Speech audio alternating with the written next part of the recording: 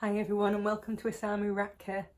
Today's video is going to be on birthing, so it's another one of my mating series and it follows quite nicely after Mog birthed 6 little baby girls. Sorry, not 6 little baby girls, 6 little baby girls and boys, and we have 2 girls and 4 boys. And that was on Sunday, so a few days ago now. But I wanted to do a bit of a video. I wanted to wait a little bit to make sure everything was fine first. Also because I film in the rat room and we didn't want to disturb Mog too much, but she's doing very well and is a very calm, relaxed and happy mum, which is important. I'll bring her out to introduce her and the babies briefly later on, because she's quite happy with me handling them. But I want to talk about the experiences and what you need to look out for in birthing and what can go wrong. So start off, when can you kind of expect birthing to happen? So with Mog, we know in my last video she'd moved into her birthing cage and she'd moved in on day 21 and then I took a friend out day 22. Now this does vary a little bit like by lines. So one of my friend's lines, for instance, she would put her does in the cage on day 20 and take the friend out on day 21 because some of hers birth quite early on day 22 and there's a chance that it may come even earlier than that. In fact, I do know day 21 births. So you do have to be a little bit careful. You don't want the rat to birth in the main cage if they're not already in the birthing cage. But the kind of things that you look out for, and actually how I could tell on Sunday morning at 5 o'clock in the morning that Mog was imminently going to give birth is, well, I should add the reason I know this is not because I'm standing in the rat room staring them at 5 AM because I'm not that bad. I have webcams set up and I find it quite interesting to kind of check in on them when they're due, and I just happened to wake up far too early on the Sunday morning, probably slightly excited and nervous, and I just thought, before I go back to sleep, I'll just have a quick look, see what I see. So what did I see? My rats, and you do need to know your rats and actually know your line to really get a feel for this, but when I move them in the birthing cage, they're bored. They're used to a big active cage. You've seen my caging, my kind of setups that I do. So they're kind of climbing all over the cage. Whenever I come in the room, they're at the bars wanting to see me. So the first kind of inkling that I get that things are going to happen soon is quite often the rat's starting to be a bit reluctant to come towards me as much. Maybe that's because they're feeling quite heavy. They'll feel quite taut around the belly, but I don't want to feel them too much because really at that point the babies are very near the surface. There's not much between them and the outside and you don't want to damage them. But another way that sometimes comes across as well is the belly. So I'm going to try and put in a couple of photos for this. I'm not sure how clear it will be if you've not seen it before, but when a doe is initially pregnant, their belly is quite far up the body, so you kind of like have the body, and hopefully a picture will pop up here in a minute, and the belly will be sitting quite above the hips and it'll be sitting in the centre of the body, and that's kind of a sign that it's a bit away. Now shortly before birth, and this is probably, I'd say about half a day typically, but it does vary by rat, by line, etc. That belly will kind of move down and they'll start looking more pear-shaped, and suddenly it'll be more between the legs, the width of the bump. That basically means that the babies are moving into birthing position, so that tells you things are coming soon. So actually the night before, on Sunday night, whilst Mog was still eager to see me, her bump looked lower, and that's the photo that I'm going to show you. Hopefully some other people might have some photos that they want to share on that as well, but it's something that's quite obvious once you've seen it a few times, but very, very hard to pick out if you're not sure what you're seeing. So the bump moves down, and then I thought, oh, hopefully it'll be overnight. I'd rather it go overnight than mine will normally go about midday on day 23, but this would mean the morning of day 23. I was quite up for that because I'd rather them get the babies out as quickly as possible so I'm not stressed for as long, and actually it's easier on them if the babies are a little bit smaller. You don't want them too early because then they'd be premature and it's not good for them. But yes, so that's the first sign that I got. Then when I looked on the webcam in the morning, the next sign that I typically get when I'm watching from a distance on the webcam is after the doe's kind of got reluctant and wants to be around the nest a bit, is they start getting restless. So this isn't just like normal grooming themselves or going and looking for some food, but they'll often start faffing around in the nest. They'll get up, walk around and stretch out and start grooming their bits obsessively, but then have to do something else. And this is all when kind of humans are in labour. Obviously there's pain associated with that, the contractions, and it's very much their reaction to the contractions as well. If you think about it, most rats don't know what's happening. They've never had a litter before and they've suddenly got random pains in their abdomen, so they don't really know what to do with themselves, but there's also hormonal instincts kicking in, so they want to kind of make sure the nest is right do things to prepare, but they're just a bit like uncertain, which is where you get this kind of moving around, rustling, stretching suddenly and then going back, and they know something's going to happen and they're just trying to work out what best to do to make it happen in the right way. And then they will go into kind of labour. And I've been lucky enough to watch a few rats when they're literally kind of giving birth. To be fair, my webcams are not that detailed. I don't have them that close to the cage because I don't want to annoy the rats or upset them in any way. It's quite often dark, so you don't get the best picture. But typically you will see them start to stretch out and then to curl up, and they'll have a lot of interest in their kind of genital area. And that is literally usually when the babies are getting birthed. Soon afterwards you should start hearing eeping. Now that depends on the webcam. One of my webcams hears it very clearly, well, fairly clearly. The other one doesn't hear them at all, unless it's bird song, and then that really frustrates me because I can just hear this tweeting. It's like, is that eeping? No, it's the birds again. Spring babies are a pain for bird song. So basically I started to hear the eep, so you can see them doing that, and then there's an eep, and that's the first baby born. And it literally does sound like somebody saying in a high-pitched voice, eep, or kind of slightly tweety. I would say at that point, you know, things are a lot lower risk in birthing. Your worst problems with birthing comes when babies get stuck or fail to be born in some way. So as soon as you hear that first live baby, you know that the likelihood is the rest are just kind of come out, because if you think about it, they've had to do all the work to wire themselves up open to have the baby out. For the first baby to come out, and then the subsequent ones will generally just kind of flow out because they're not normally as big as the first baby either. So that's great. You can relax a little bit. There's always still risks, but the majority of the risks are for that initial moment when you're waiting for them to be born. So with Mug, I saw the kind of movements around. I heard the first eep, and it's like, I hope there's more than one. And then I left her to it. I'll be honest, I did check back now and again on the webcam. I didn't go into the room though, even though I knew it was happening. I knew because of that kind of little voice that she was going to probably be safe now. So I left her for about 4 hours. That tends to kind of work once the first kind of live baby is out.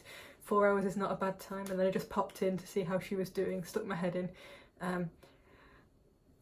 Kind of saw whether she wanted to move, and it's quite important for me that the rat chooses this. I don't want to disturb them if they're stressed or anything, but she sensed liver paste and she was off the nest in a flash. The babies were fine.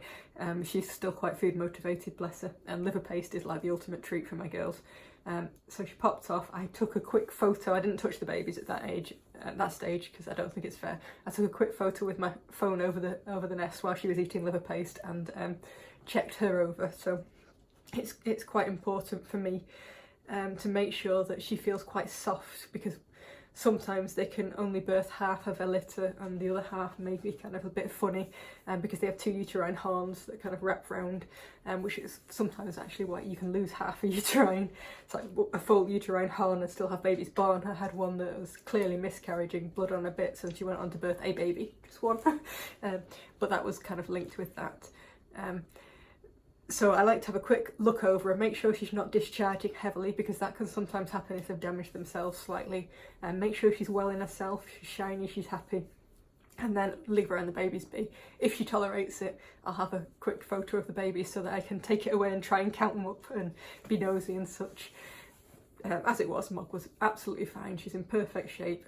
I've got a photo of her which I'll put up, which shows you how much slimmer she suddenly was. She's still got a bit of weight because there's always a little bit of extra weight for kind of birthing and what she's eating, because she'll have eaten placentas and such as the babies. She wasn't, apart from liver paste, she wasn't that interested in food, which is also normal on the first day because they have eaten the placentas, and if there are any stillborn babies, they quite often eat those as well. So this is brilliant. I'm very, very happy. Mog's babies are absolutely lovely. Really, really kind of healthy, fat, chubby little things.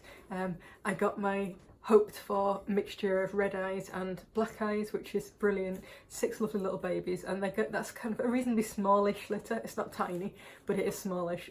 They're going to not want for nothing, and the way Mog's doing, she's doing a very good job. But what I want to also talk about is what else can happen. So at the same time as this was going on with Mog, the day after Mog was mated by the wonderful Todd, her sister Isola over at Lovecraft Rats was also mated. Same boy, both kind of only like a day difference in the mating, both gained weight well, but Isola was bigger. She was gaining more weight than Mog, and actually towards the end of her pregnancy she got moved into the birthing cage early because she was so big and cumbersome she was really struggling to get around. So that was the first kind of worry. We never like it when a rat is too big because it can indicate fat, but even if it doesn't indicate fat, it can indicate big babies, it can indicate a lot of babies. It's going to be harder on the mum. So we're getting a little bit worried. And then day 21, which is when we normally move into the birthing cage, my friend found a patch of what was kind of a clearish fluid with a tiny bit of blood in it, but it smelled strongly of birthing fluid. Now, I've not got a very sophisticated nose, I cannot identify that. However, my friend has a super nose and could clearly identify this kind of birthing smell around that. That basically meant that one of the amniotic sacs, so each baby is in this little sac, that sac is filled with a fluid and that protects them. So in the birthing journey it makes sure they don't get too bashed around, in theory, so it's quite important to them. It also protects them in the kind of womb as well. So one of them at least had failed. So immediately that's a worry, because what can happen if a baby dies in the womb, then it is less able to come out. So part of the thing that triggers the mum's birth is the babies themselves, and it kind of picks up on them being alive and them being able to move and that kind of thing. When they can't and they're dead, that can make birthing very difficult. It can cause kind of inertia, uterine inertia, which means the uterus is not pushing them out adequately, and of course that can lead to stuck babies and all sorts. So this immediately got us quite worried, both of us. Our rats are basically, we kind of share them in a way, or that we're very close to each other's rats as well as being best friends. But yes, so immediately this started kind of triggering warning bells. We were watching her, she was big, she was cumbersome. Her friend came out early because she looked like she needed to birth early, and actually her belly did drop down. And then Mog obviously birthed successfully, so that was brilliant, but we were still kind of getting really concerned about Asola at that stage. There's every chance that she could get a baby stuck. We were really hoping for an early kind of birthing, and luckily she seemed to start doing something on day 22. Again, much like Mog, my friend on her webcam saw Asola moving around, starting to get a little bit tense and stressful, but this went on for a lot longer without any voices. So it's then, do you go in and check how she is? So it's kind of just watching, and then after several hours of this, my friend nipped in very quietly into her rat room and had a look, and thank goodness there was a little pink live baby just on the outside of the nest that Mum had kind of disturbed and immediately grabbed and pulled her back in again. So we could kind of breathe. There were live babies and they were starting to come out, but the mum herself looked quite stressed, fluffed and unhappy. And this tends to happen where there's been a difficult birth, where mum's having to push for a long period of time. We don't know that she was actually done then, so my friend left her for the rest of the evening and checked back later on. And there was a lot more blood compared to what Mug had. Mug had a very light birth, there was very little blood in the cage. Some blood is normal, I should say that. Spotting is also normal, so the odd patch of blood, let's say up to 24 hours before birth, that doesn't always happen. I didn't spot any of it for Mog, but it can happen and that is perfectly normal. But Asola did have a heavy birth, which means she's seen more blood around than normal, because she's had to work harder. And one of the babies was stillborn, which was probably the baby whose amniotic sac burst, and that was probably to do with the sheer size of her. She had 13 babies in total, but obviously one was born stillborn, and then 3 of them were very, very weak and very, very unwell. In fact, one of them was near death anyway. So then you have to decide what to do. Those 3 were very weak and cold. The others were doing okay. They'd clearly been fed, had the first feed, but those 3 were cold and like not sure what to do. So first response to doing that was try and warm them up a bit. So heat pad, and we have microwavable heat pads, that it's quite good because they don't get too hot. Warm the babies up for a little period of time and then put them back in the nest. Mum took them immediately. We weren't sure whether they would all make it. Next day, one of them hadn't, the worst one hadn't, and he'd been injured as well, to be honest. In fact, I would say generally the babies were fairly heavily bruised, which goes with a heavy birth. Mum's having to work a lot harder to get them out because she's had to push this first dead baby out, and that's kind of piled on, so you've got like a traffic jam of babies behind that, and that kind of causes much like a traffic jam, little crashes, bumps and bruises and such. And then when she's pushing them out, it's much, much harder for her, so she's having to clamp down on them much more. which basically what happened, and she's probably also moving around a lot, treading on them and so on. One of the babies had a cut along its side. That should heal up fine, but again, Mum's just caught it with a claw or with her teeth when she tried to pull it and put it somewhere. One of them has a slight damaged tail tip, so you can see compared to Mog's birth, where I think there was a tiny bit of bruising on a couple of the topazes, but you'd need to know what you're looking for to see it, to Isola's babies where there was quite a lot. Thankfully it seems to be going well. We're going to keep an eye because there's still 11 babies that are going and doing well, but they're not being fed as well as Mog's, so it's one we'll probably you may think about fostering. This is why I always time my litters with Lisa and vice versa. We kind of back each other up, so if something happens to one of my litters and I don't have the capacity here, let's say Mog had birthed 15 babies and she couldn't feed all 15, I could have taken some up to Lisa and vice versa. If you are breeding, it's something worth thinking about. Just check out the other breeders in the area, have that backup. I normally do 2 or 3 litters myself. I didn't this time because I didn't have the suitable rats. But even if I do, I still like to time it with Lisa because not all matings take. Lisa mated up about 3 rats, only Isola took. So having Mog as the backup has been really it's peace of mind for us that we have that. And actually Mog has capacity too and is doing a great job. Well, I've just seen Mog has come out, so I'm going to pause this for a little bit and then I'm going to grab Mog and introduce you to the pre-birthing mum and say a quick hello before I'll then introduce her to her babies. So I'm back with one very clever little Mog who's having a fish treat just to entertain herself. She has to... Oi, where are you up to? She has to keep her strength up for feeding all those little hungry babies. You can see she's in a much better shape now. She's still a little plump, and all my nursing mums are, particularly ones with small litters. What have you done with your treat? Have you dropped it? But she looks in great shiny glossy condition and she's very happy and relaxed, which is lovely to see. Yes, she's very happy.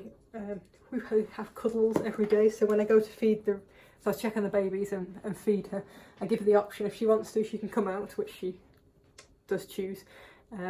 In a few days I'll start putting her back in with her friends in a cage. I tend to do that when the babies are about a week, or it does depend on the rat. I think Mog's probably get it earlier because she's just very calm and collected and not too upset by this whole experience. She doesn't mind me handling the babies. I won't do it in front of her, but yes, she'll be going back in with her friends at some point soon, which she'll quite enjoy. I think she's quite keen for a wander around, but she's always glad to see them. So this is little Mog, and I will go and get her babies. She'll go into a little cage with a bit of extra food, which she's quite happy about, as you can guess. And then we shall briefly introduce the babies. It won't be for long, but just enough to say hello. So here are Mog's little babies. I'll hold them up to the camera. As you can see, they're quite squirmy little things. They're very healthy, they're quite fat and chubby. They're now 3 days old. Ooh, there's a little topaz saying hello. Well, probably topaz. There's going to be a mixture of definitely agouti and topaz in here. There may be black and buff as well, but it's going to be a little while before I can tell. I'm going to do a video on week 1, so I'll talk about the different development milestones at a later date. But for now, I'm just going to pop these back and let Mum back at them. I don't want to hold them for long at this age, but they're doing very well, and I thought you'd appreciate a really quick little introduction to them. You will see them a lot growing up, I'm sure. So with goodbye from the little toggles, I call all my litters a mixture of Mum and Dad's names, so these are Todd and Muggles babies, so the toggles, a good way of identifying them. So over from me and the toggles, and I hope all things go well with you if you have any litters imminently being born, and with Mum as well. So bye for now. So I'm back. I realised as I was putting the little toggles away that I probably missed a few things that you need to watch out for in birthing and where things can go wrong and such. Mostly because I absolutely love those little babies. It's funny, some litters you just kind of can't help but sit there and stare at, and all you want to do is stare at them. You have to make yourself put them back in the cage. But yes, so as well as the kind of risk of stillborn and of injured babies, which we've covered a little bit in the example between the two sisters, there are other things that can go wrong as well. So I've mentioned about babies getting stuck.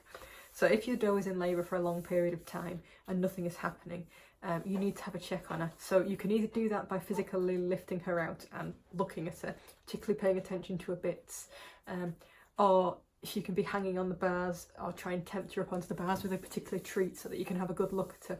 And you want to look to see whether there's anything that you can see stuck in her bits, and that indicates that there's a baby stuck. Sometimes a baby is partially hanging out. That baby is normally dead at this stage.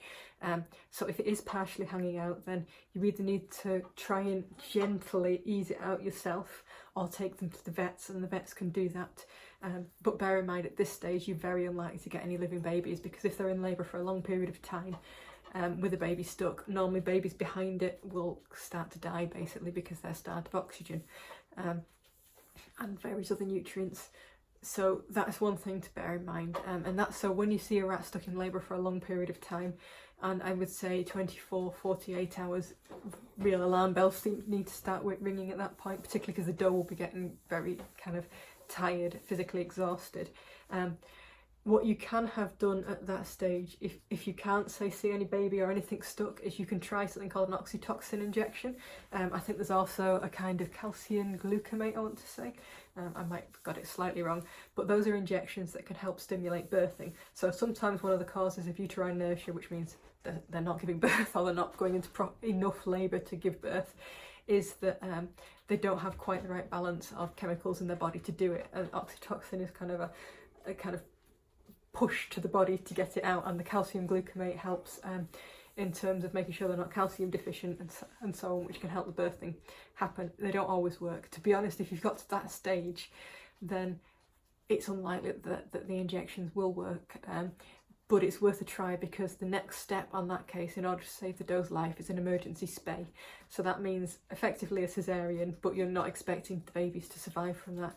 Sometimes live babies are pulled from an emergency caesarean, but unless you can get them to a doe with basically very, very young litter, or ideally litter just being born, the babies are not going to make it, because they need a foster mum. They need colostrum, which is the first feed, very critical first feed for any mum, and that gives them important nutrients to help them kind of survive, and it also helps their immune system and so on. It's vital, that first feed. So they're unlikely to survive even if you get a foster mum that's producing milk. Hand rearing is not going to replace that. It's not going to have the colostrum, and to be honest, you can hand rear rats, and I know some people who are very good at it and have really got the balance right, but there is a far higher chance of success if the babies are older. And if you haven't done it before and you don't know what you're doing, you're very unlikely to be successful. Even experienced people don't always manage it. I know of one person that's very, very good at it, that's actually not too far from me. But personally, I would always find a foster mum, because I know it's not something that I do. I don't have a lot of experience in it myself.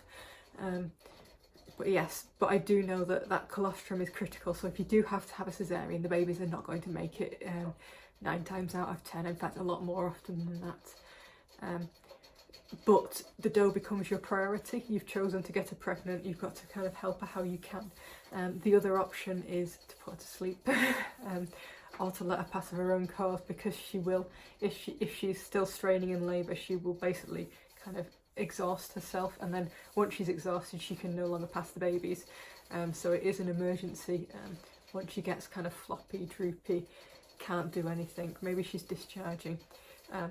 So the other thing that can happen, which is less serious than that and is fairly common, I would say, in my experience, is she can reabsorb. So if mum is obviously pregnant, she can even get to the point of spotting. She may have a few contractions and then her body might go, meh, not in the mood.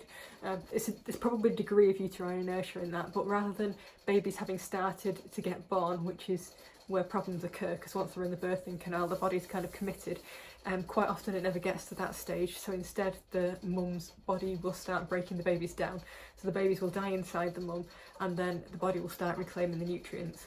And I would say the majority of times I've had in my does, in my experience, the mums have just absorbed the babies with no issue. Sometimes a couple of days later the mum might pass some stillborn babies. Other times the mum might start having a discharge of some sort, and that is again just the broken down babies. In that case, in fact in most cases, it can be worth putting the mum on a course of antibiotics for about a week or so. This just protects her from getting pyometra, which is a womb infection, because the babies are breaking down.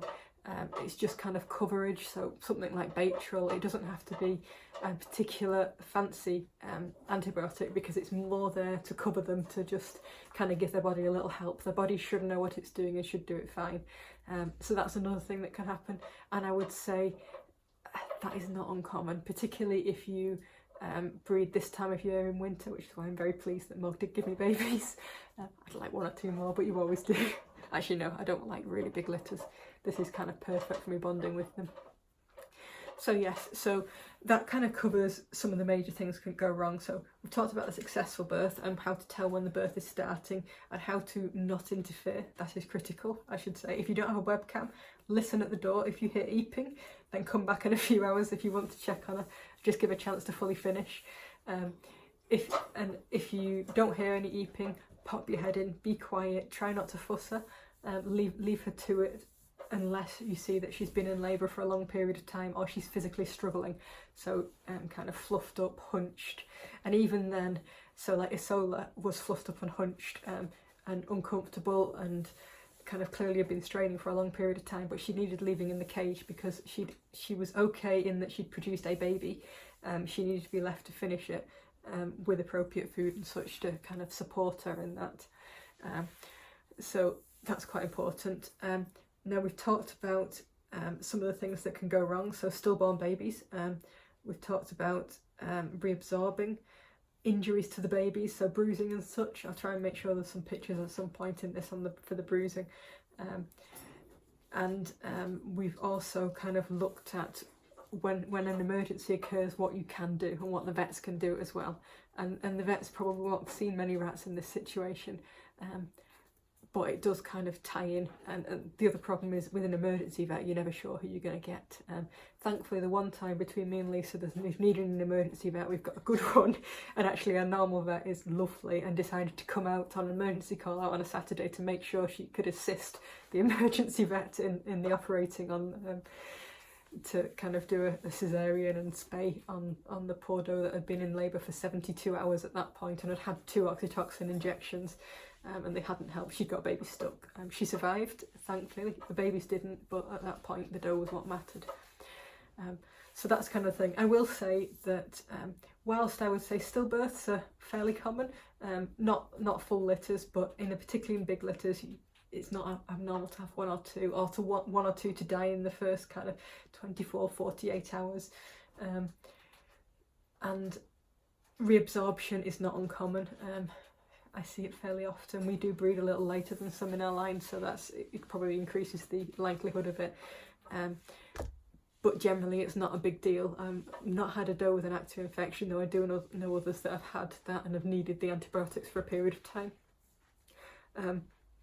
But that real risk is the uterine inertia, babies getting stuck, and the mum being in labour for a long period of time. I should just add, if you ever see that the mum is in that problem, it can be also worth offering a bit of kind of sugar or honey water, so something that's very sweet and full of kind of energy for them to drink to get a bit more of a burst and hopefully finish things off. That's worth trying before you go to the vets, unless they're in serious distress, and then it's just, yeah, vet first, think about things later.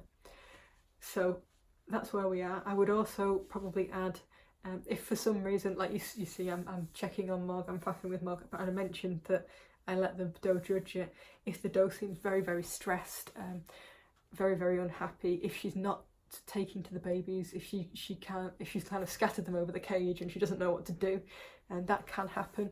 Some does, it just catches them by surprise. They can have a very kind of tough birth and it just freaks them out.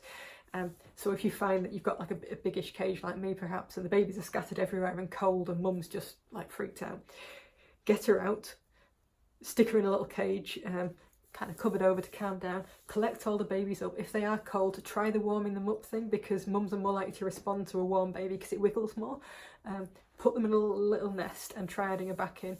If she's still not interested, move her and the babies and as much of the nesting material as you can into the smallest cage you've got, or perhaps a carrier that you can get a water bottle on, and that will encourage her to kind of, she can't move too far away from them, she'll feel a bit safer because she's in a more small enclosed space.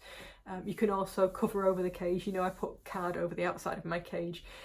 If I had a mum that was really freaked out, I'd cover more of it, so literally there's only a small area for kind of airflow, just so it was really dark in there, and give her time to work out what she wants to do.